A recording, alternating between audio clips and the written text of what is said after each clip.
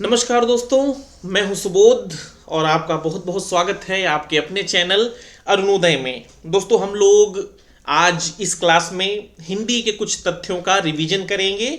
जो लोग इस चैनल से पहले से जुड़े हैं उनको पता होगा कि हम लोग प्रत्येक शनिवार को इस तरीके की रिवीजन क्लासेस करते हैं और प्रत्येक रविवार को हम लोग प्रश्नोत्तरी करते हैं, क्योंकि जो आपका सिलेबस है वो बहुत ज़्यादा लंबा चौड़ा सिलेबस है और इतना लंबा चौड़ा सिलेबस होने के कारण ये जो है स्वाभाविक है कि आप एक तरफ से चीज़ें पढ़ेंगे और दूसरी तरफ से आप वो चीज़ें भूलते रहेंगे, क्योंकि इतनी सारी चीज़ें एक साथ आपका मस्तिष्क याद नहीं रख सकता है। तो इसके लिए हम लोग क्या करते हैं, रिवीजन क्लासेस करते हैं और दो तरीके से हम लोग रिवीजन करते हैं। जैसे ये शनिवार की क्लास है तो शनिवार की क्लास में हम लोग ये करते हैं कि जगह जगह से हिंदी साहित्य के इतिहास से, काव्य शास्त्र से, विधाओं से, इन सब जगहों से जो है तथ्य हम लोग उठाते हैं और एक क्लास में रख देते हैं, जिससे आपका जो है हिंदी के हर क्षेत्र से रिवीजन हो पाए। और प्रत्येक रविवार को हम लोग एक टॉपिक पे प्रश्नोत्तरी करते हैं। जैसे जो पिछले रविवार को हम लोगों ने प्रश्नोत्तरी की थी वो आलोचना विधा पर की थी और बहुत अच्छी प्रश्नोत्तरी आलोचना विधा पे हुई थी। आलोचनाएं अगर आपको नहीं याद होती हैं तो उसका एक शानदार विकल्प ये है कि आप उसको प्रश्नों के माध्यम से याद करें। आलोचनाओं पे देखें कि प्रीवियस ईयर में किस तरीके के क्वेश्चन आए हैं, क्योंकि आलोचनाएं अमूमन विद्यार्थियों के लिए थोड़ी सी बोरिंग होती हैं, उसको जो है याद करने में मजा नहीं आता और जो चीज़ों में मजा नहीं आता है उनमें हम लोग जुट नहीं पाते हैं, उनको कर नहीं पाते हैं।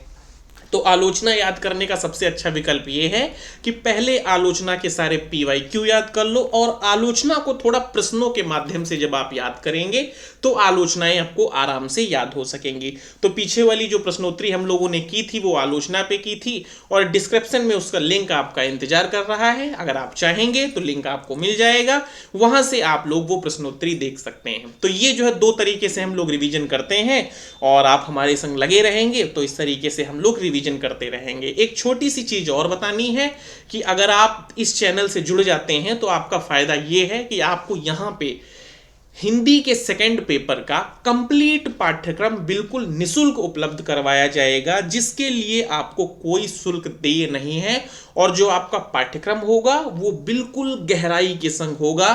चैनल की क्लासेस को आप देख सकते हैं, उससे आप अंदाजा लगा सकते हैं कि किस तरीके से आपका पाठ्यक्रम होने वाला है।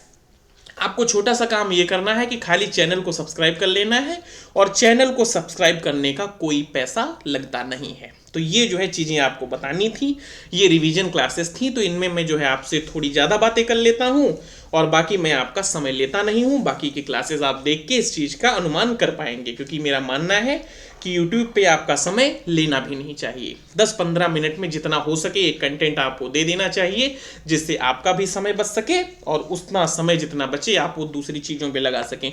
दूसरी चीज़ आपको ये बतानी है कि कल हम लोग प्रश्नोत्तरी करेंगे, वो जो है भारतेंदु युग पे प्रश्नोत्तरी होगी। तो आप लोग जो है उसके लिए बिल्कुल तैयार रहिए और हो सकता है ये प्रश्नोत्तरी हम लोग लाइव करें। आप लोगों की कृपा से हम लोगों के सब्सक्राइबर 50 से ऊपर हो गए हैं, तो इस प्रश्नोत्तरी को हम लोग हो सकता है लाइव करें या फिर रिकॉर्डेड क्लास भी हो सकती है। अब हम लोग शुरू करते हैं अपनी क्लास और कुछ तथ्यों को पढ़ना शुरू करते हैं। देखते हैं आपको कितना आता है और कितना नहीं आता है, इसका आप अनुमान लगाइए और कमेंट करिए कि सर ये फैक्ट्स हमको पहले से आते थे। पहला फैक्ट यह है कि आदिकाल को अनिर्दिष्ट लोक प्रवृत्ति का युग किसने कहा है? तो आदिकाल को अनिर्दिष्ट लोक प्रवृत्ति का युग कहने वाले हैं रामचंद्र शुक्ल।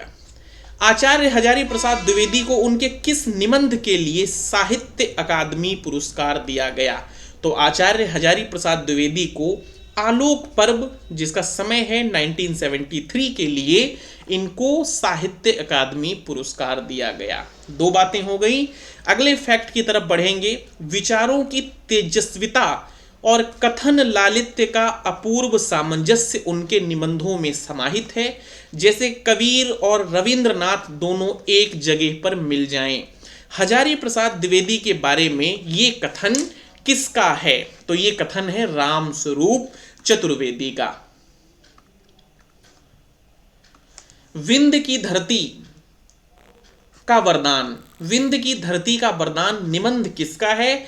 आपको बताना है, आपको पता है कि विंध्य की धरती का वरदान जो है निबंध है वो विद्या निवास मिश्र का है। और विद्या निवास मिश्र का एक निबंध और है भाई नामक, जो इनका संस्करणात्मक निबंध है, ये किसकी जीवनी पर आधारित है?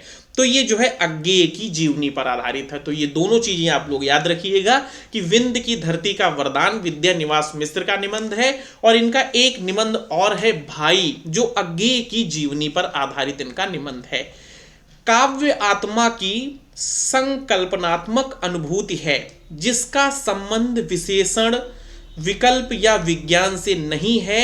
आपको बताना है कि ये परिभाषा काव्य के विषय में किसने दी है? तो ये परिभाषा हो जाएगी जयशंकर प्रसाद से, जयशंकर प्रसाद की। और एक चीज आप लोग याद रखिएगा कि आलोचना से संबंधित जो परिभाषाएं होती हैं वो अक्सर आपसे जो है पूछी जाती रहती हैं। जैसे इस क्लास में आपके लिए कई सारे कथन रख दिए गए हैं जो आपके लिए बहुत ज़्यादा इंपॉर्टेंट हैं और लगातार वो परीक्षाओं में पूछे जाते रहे हैं। जैसे बाबू गुलाब राय का एक कथन है कि अच्छा कलाकार अपने युग का मुख और मस्तिष्क होता है। तो अगर आपसे पूछा जाए कि ये कथन किसका है, तो ये कथन हो जाएगा बाबू गुलाब राय का।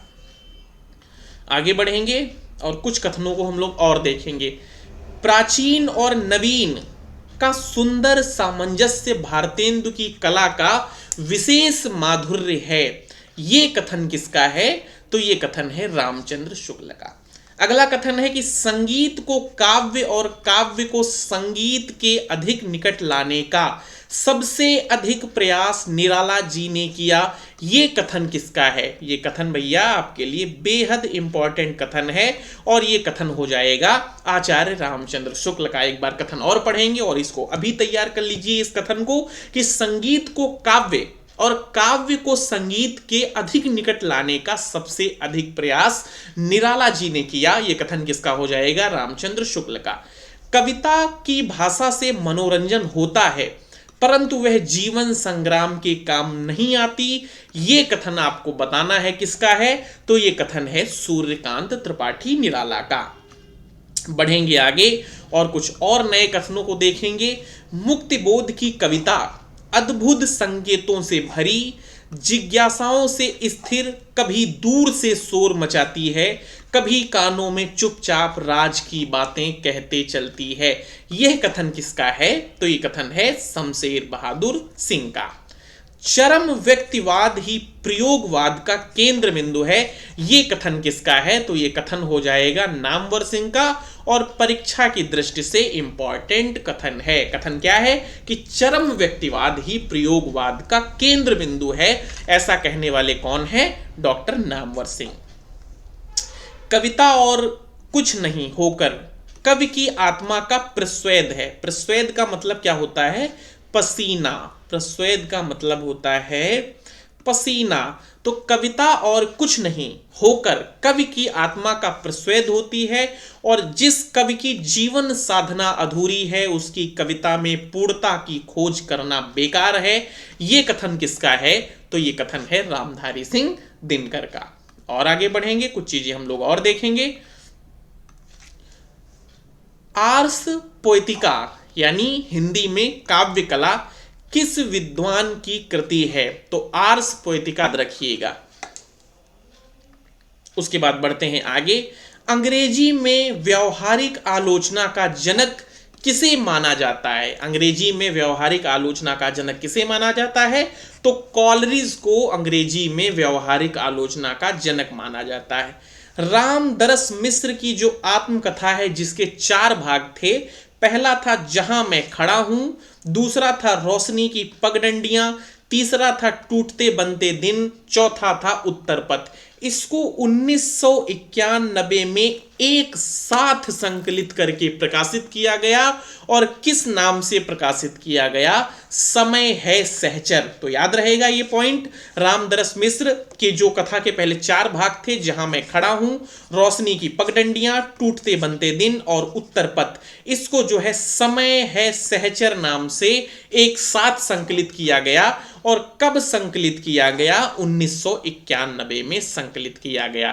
तो ये पॉइंट याद रहेगा। बढ़ते हैं आगे। हिंदी की पहली दलित आत्मकथा बताना है आपको कौन सी है? तो हिंदी की पहली दलित आत्मकथा हो जाएगी अपने अपने पिंजरे। कौन सी है? अपने अपने पिंजरे। और ये आत्मकथा किसकी है? तो मोहनदास नैमिषराय। किसकी है?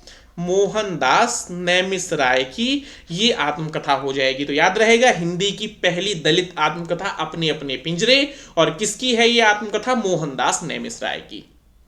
बढ़ते हैं आगे, कुछ और फैक्टों को देखते हैं।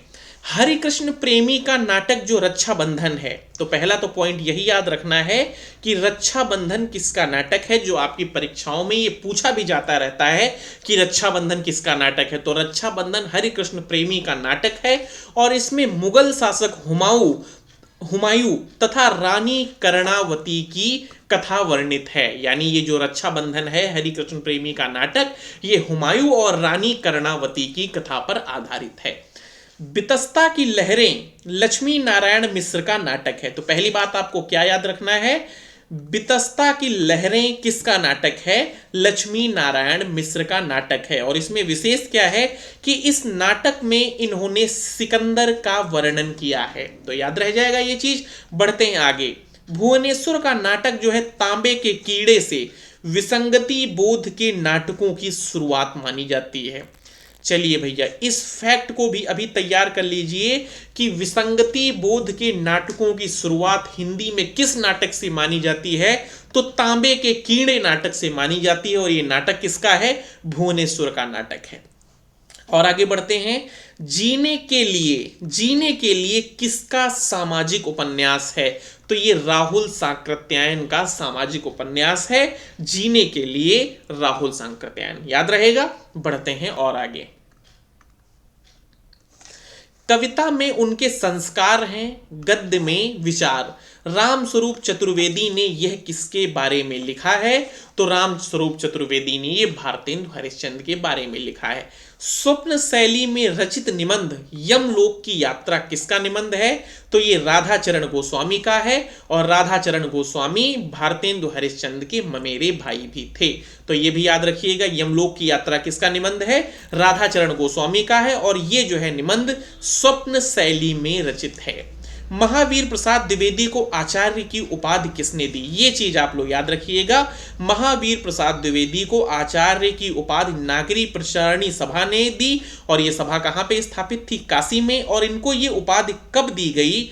1931 में इनको ये उपाधि दी गई। और नागरी प्रचारणी सभा काशी की अगर बात करें, स्थापना कब की गई? तो 1893 में इसकी स्थापना होती है। किन 3 लोगों के द्वारा? पहले हैं श्याम सुंदर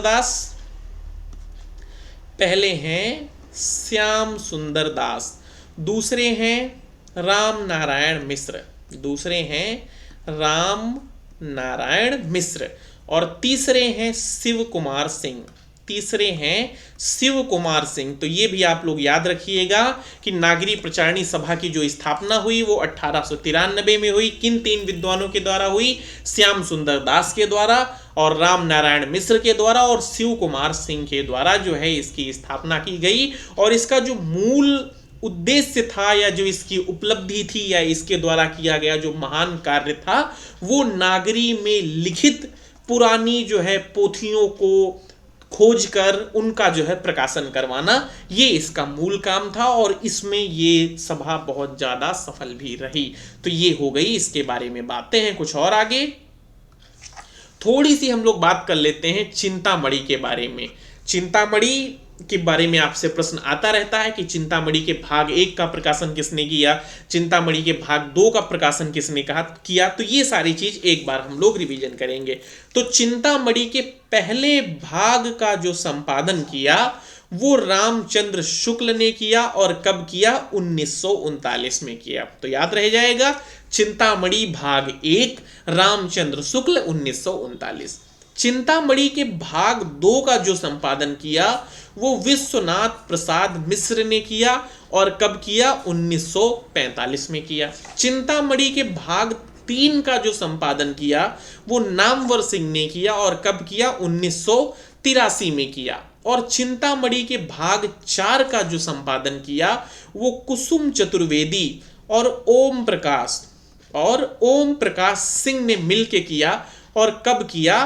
2004 में किया। तो ये चीज आपको याद रहेगी। और चिंतामणि भाग 1 की भूमिका में रामचंद्र शुक्ल ने लिखा है कि इस पुस्तक में मेरी अंतर यात्रा में पढ़ने वाले कुछ प्रदेश हैं, यात्रा के लिए निकलती रही है बुद्धि पर हृदय को भी साथ लेकर। तो ये जो है चिंतामणि के भाग 1 की भूमिका में रामचंद्र शुक्ल ने अपना प्रसिद्ध कथन लिखा था। तो इसको भी आप लोग याद रखिएगा। अब थोड़ा सा हम लोग और आगे बढ़ते हैं, कुछ चीजें और हम लोग देखेंगे कि क्रोचे के अभिव्यंजना सिद्धांत को किस भारतीय सिद्धांत से जोड़ा जाता है। तो क्रोचे के अभिव्यंजना सिद्धांत को कुंतक के वक्रोक्ति सिद्धांत से जोड़ा जाता है। अजनबीपन किस विचारधारा की विशेषता है? तो ये अस्तित्ववाद की विशेषता मानी जाती है। अर्थ मीमांसा सिद्धांत के प्रवर्तक हैं, तो रिचर्ड्स अर्थ मीमांसा सिद्धांत के प्रवर्तक हैं। कला के लिए इस मत के प्रवर्तक हैं, तो इस मत के प्रवर्तक हैं ब्रैडले।